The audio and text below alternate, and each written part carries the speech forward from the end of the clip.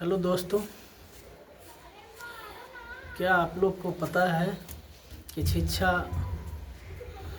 से हमें वंचित क्यों किया गया। आज भी इस देश के अंदर इस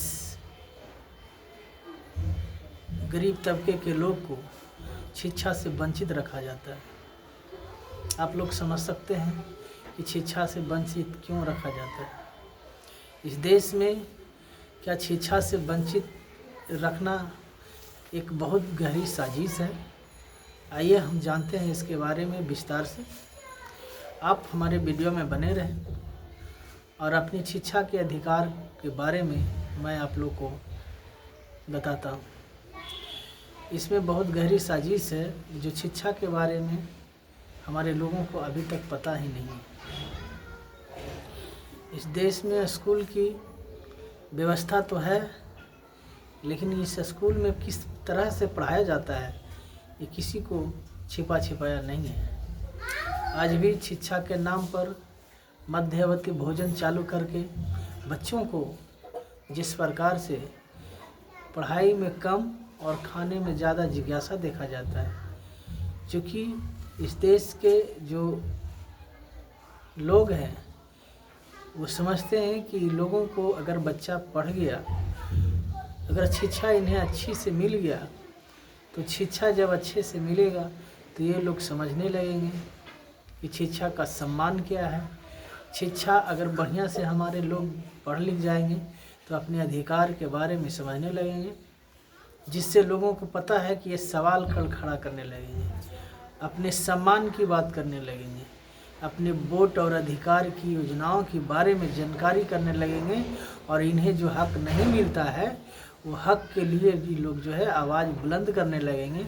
इसलिए आज भी देश और राज्य स्तर पर शिक्षा को जिस प्रकार से व्यवस्थित किया गया है उसमें आज भी गरीब तबके के बच्चे को सही शिक्षा उसे नहीं दिया जा रहा है।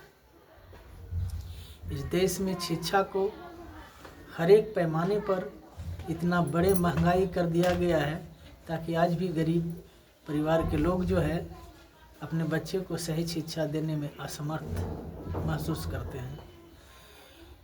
और शिक्षा के लिए एक नई व्यवस्था की गई है जिसमें हमारे लोग को जानकारी भी नहीं है, और जानकारी है तो वो कर नहीं पाते हैं। इस देश में शिक्षा को और कैसे कमज़ोर किया जाए, गरीब तबके के बच्चे को कैसे अशिक्षित बना करके रखा जाए, इसके लिए ये लगातार देश के अंदर नई नई नीतियाँ योजनाएं बनाई जा रही है, जिससे हमारे बच्चे आज भी शिक्षा से कोसों दूर हैं।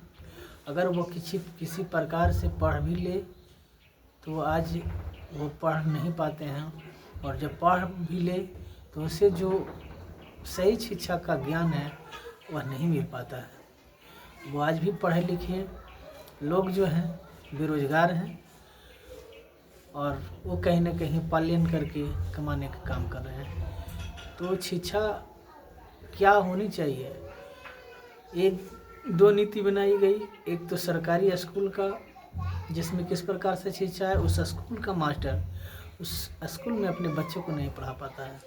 और एक शिक्षा जो प्राइवेट स्कूलों को खोला गया, जिसके अंतर्गत उन्हीं को बच्चे पढ़ेंगे जिनके पास अच्छे पैसे।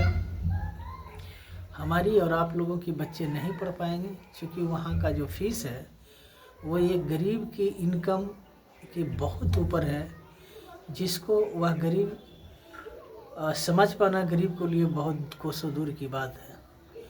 और वहाँ की बुकें इस प्रकार से महंगाई बढ़ाई गई है कि गरीब अपने सपने में भी नहीं सोच सकता है, क्योंकि गरीब व्यक्ति बहुत मुश्किल से मेहनत करके अपने बच्चों के लिए 2 वक्त की रोटी जुटाता है, और उसे भी लालसा है कि अपने बच्चों को अच्छी एजुकेशन शिक्षा दे पाए। इसलिए उसने अपने बच्चों का स्कूल तो पढ़ाने के लिए भेजाता है, लेकिन वहाँ शिक्षा का जो जर्जर व्यवस्था है तो वहाँ पर उनकी बच्चों की पढ़ाई किस प्रकार से होती है वह किसी से छिपा छिपाई नहीं है।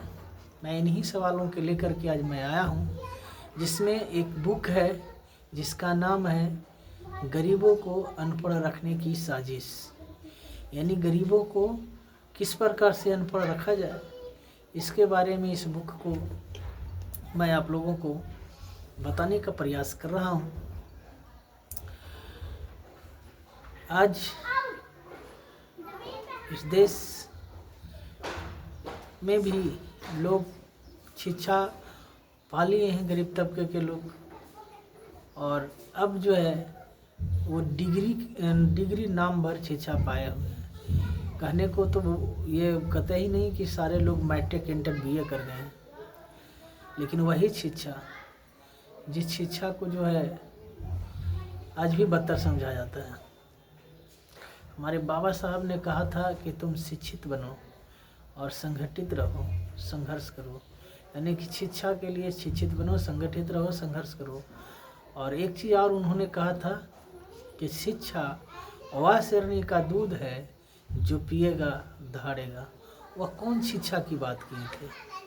वो ये जो है, जो हिंदी मीडियम शिक्षा की बात नहीं किए थे, वो बहुराष्ट्रीय इंग्लिश मीडियम शिक्षा की बात किए थे कि जो अंग्रेजी मीडियम में पढ़ पाएगा वह शेरनी का दूध है जो पिएगा जो दहाड़ेगा। आज सारे मंचों पर बोलते फिरते हैं लोग कि शिक्षा वह शेरनी के दूध है जो पिएगा वो दहाड़ेगा। भाई साहब, कौन शिक्षा की बात किए थे? आप इसको क्यों नहीं बोलते हो? आपकी जो इस देश या राज्य के स्तर पर स्कूल है, क्या उसमें अंग्रेजी में बच्चों को पढ़ाया जाता है? क्या उसमें अंग्रेजी में कैसे बात करना है बुक को पढ़ाया जाता है?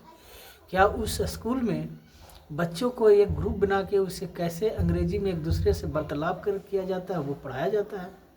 और उसके बाद जितने भी चीज़ें होते हैं, कहीं पर हिंदी का नामो निशान रहता है, किसी फॉर्म फिलअप में, किसी और चीज़ें में, कोई और से कोर्ट अदालत में, डॉक्टर की दवा में, बड़े बड़े कॉलेजेज में, स्कूलों में। तो भाई, तुम्हारा बच्चा अंग्रेजी नहीं पढ़ पा रहा है तो वो कैसे आगे कर पाएगा? मोबाइल चलाने में, आज मोबाइल में हर एक फंक्शन जो है, एक भी वर्ड आप बता दें जो इंग्लिश में हो, उसे हमारे लोग जो पढ़े लिखे हैं, जो पढ़े हैं इस शिक्षा की व्यवस्था में, टटोल के अपनी मनोवृत्ति से समझ के वो कर पाते हैं। अगर हमारे बच्चों को आज भी जो सही शिक्षा है, जिस शिक्षा की बात हमारे बाबा साहब अम्बेडकर ने किया था, वो शिक्षा मिलने लगे, तो आज भी मेरा बच्चे इस देश दुनिया में अव्वल होंगे, उनकी नाम रोशन होगा। तो ये बड़ी चीज़ें हैं जिसको लोगों ने आज तक नहीं समझा, और शिक्षा से हम लोगों का दूरी हरदम रखने का प्रयास किया जा रहा है, जिस पर हमें लगा कि इस पर कुछ दो चार शब्द बोलने का मौका मिले, तो मैंने ये बताने का प्रयास किया।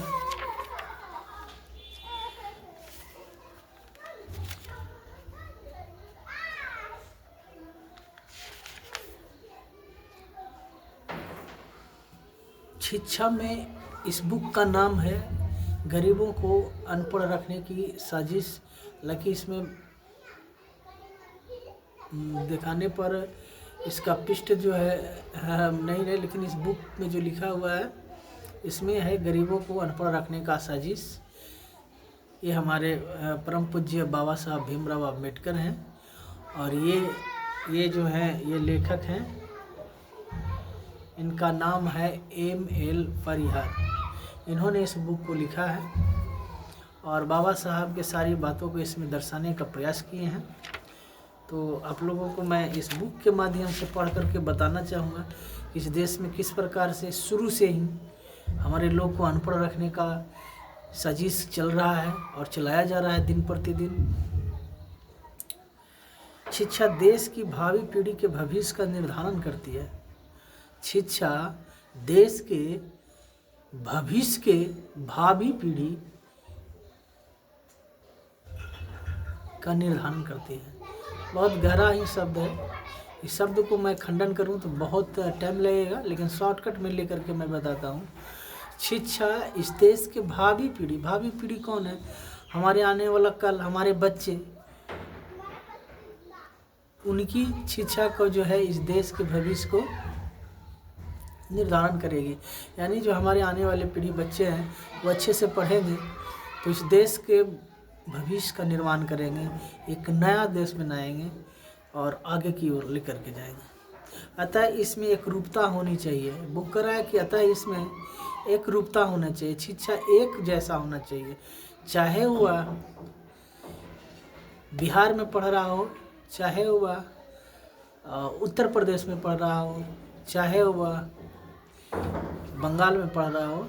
ये सारे राज्यों का जो शिक्षा है वो एक जैसा होना चाहिए, एक बुक होना चाहिए, एक निहित शिक्षा होनी चाहिए। चाहे वह सरकारी स्कूल में पढ़ रहा हो, चाहे वह प्राइवेट स्कूल में पढ़ रहा हो, बुक एक होना चाहिए। इस पर सवाल आज तक नहीं किया गया। सरकारी स्कूल का बुक अलग है, प्राइवेट स्कूल का बुक अलग है। सरकारी स्कूल में बच्चा को पहले ही से मानसिकता में ढाया जाता है, जो हमारे बच्चे हैं उसको मानसिकता बनाया जाता है। सरकारी स्कूल का बच्चा ये क्या करेगा, वो प्राइवेट स्कूल का बच्चा बढ़िया कर रहा है। तो ये जो मानसिकता है, मानसिकता का जो खेल हमारे लोगों के साथ खेला जा रहा है, ये बहुत ही अन्यायपूर्ण बात है। इसलिए शिक्षा में एक रूपता होनी चाहिए, शिक्षा एक समान होनी चाहिए, शिक्षा इस देश में सभी के लिए बराबर होनी चाहिए और बराबर मात्रा में मिलनी चाहिए। अराजकता नहीं, स्वतंत्र भारत में आज शिक्षा पूरी तरह अराजकता की स्थिति में पहुंच चुकी है। इस देश में आज भी शिक्षा पूरी तरह से अराजकता की तरह पहुंच चुकी है।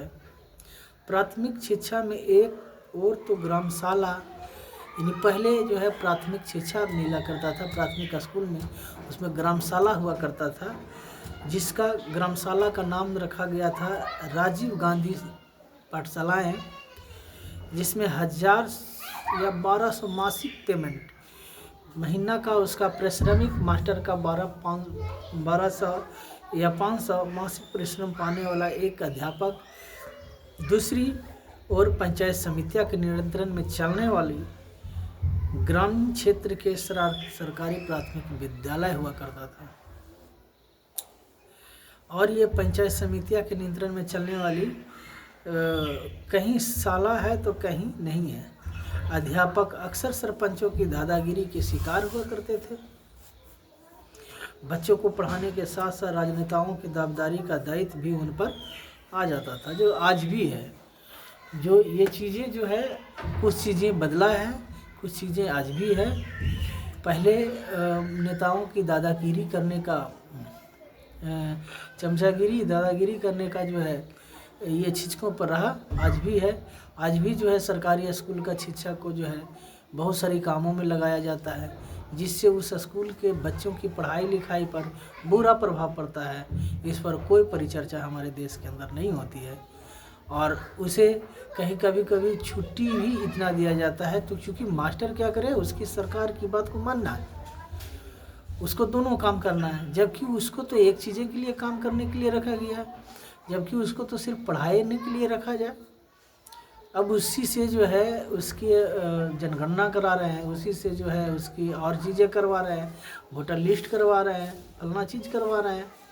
तो शिक्षा व्यवस्था किस प्रकार से हमारे बच्चों को मिलेगा, इस पर हम लोग को बहुत बड़ी सवाल करनी पड़ती है, जानकारी रखना पड़ेगा।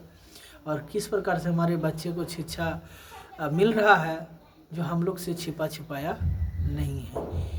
तो प्लीज़ आप लोग को आज यहीं तक आप लोग बताएं, मेरा जो ये आप लोग को शिक्षा के शब्दों पर कुछ परिचर्चा रहा, कैसा लगता है आप लोग कमेंट करें, ताकि हमारा और भी उत्साह बने और मैं अच्छे से और अच्छे से जो है आप लोग के साथ बढ़िया मोटिवेट लेकर के शिक्षा के प्रति जो देश के अंदर शिक्षा चल रहा है उसमें आप लोग को जागरूक और जागृत करने का काम करूं।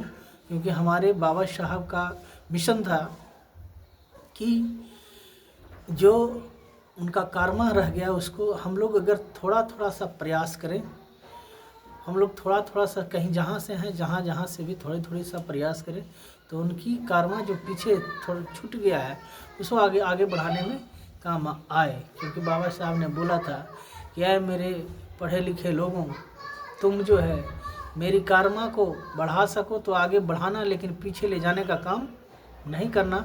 मैं इन्हीं सब शब्दों के साथ आप लोग को धन्यवाद। जय भीम, नमो बुद्धाय।